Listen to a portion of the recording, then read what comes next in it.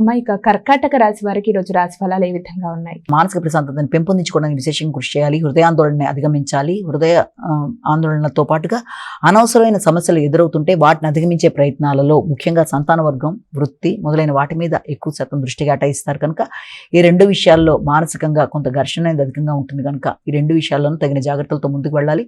వృత్తిపరమైన విషయాలలో కొంత కీలకమైన నిర్ణయాలు, కొన్ని ఖచ్చితమైన నిర్ణయాలు తీసుకోవడం బట్టి చాలా ప్రశాంతత అనేది ఏర్పరచుకోవడానికి ప్రయత్నం చేస్తారు.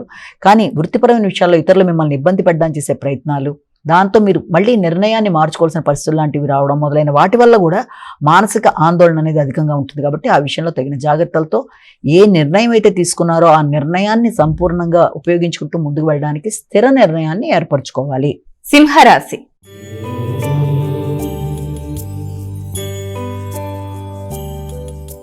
అమ్మ, సింహరాశి వారికి ఈరోజు రాశి ఫలాలు ఏ విధంగా ఉన్నాయి? సింహరాశి వారి విషయాన్ని తీసుకుంటే సింహరాశి వాళ్ళు అధిక శాతం తల్లి యొక్క ఆరోగ్య విషయంలోనూ, గృహ వాహనాలకు సంబంధించిన విషయంలోనూ ధనాన్ని ఖర్చు పెట్టడానికి ప్రయత్నం చేస్తారు. వాటికి సంబంధించిన ఖర్చులకు కూడా అవకాశం అనేది అధికంగా ఉంటుంది. అలాగే వాటితో పాటుగా స్థిరాస్తులను పెంపొందించుకోవడానికి, అలాగే ల్యాండ్ లాంటిది, అంటే ఏదైనా ఒక వ్యవసాయ భూమి సంబంధించిన విషయం కావచ్చు, లేకపోతే ఒక ల్యాండ్ కావచ్చు, ఏదోటి కొనడానికి కూడా ప్రయత్నాలు లాంటివి చేయడానికి ఎక్కువ శాతం దృష్టి కేటాయిస్తారు.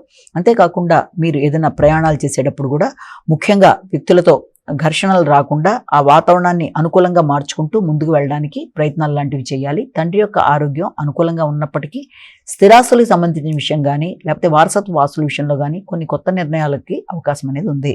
కన్యా రాశి.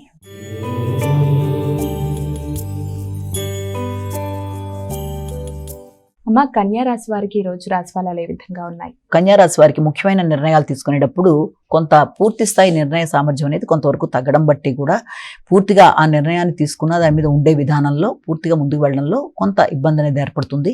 వ్యక్తుల యొక్క సహకారం పూర్తి స్థాయిలో అందకపోవడం బట్టి కూడా కొంత ఘర్షణాత్మకంగా ఉంటుంది. విద్యార్థులు రైటింగ్ స్కిల్స్ పెంపొందించుకునే విషయంలో కావచ్చు, విద్యాపరమైన అంశాల్లో కావచ్చు, మొదలైన వాటన్నిటిలోనూ తగిన జాగ్రత్తలతో ముందుకు వెళ్ళడానికి కృషి చేయాలి. భాతృవర్గంతో ఘర్షణలకి తగిన దూరంగా ఉండాలి.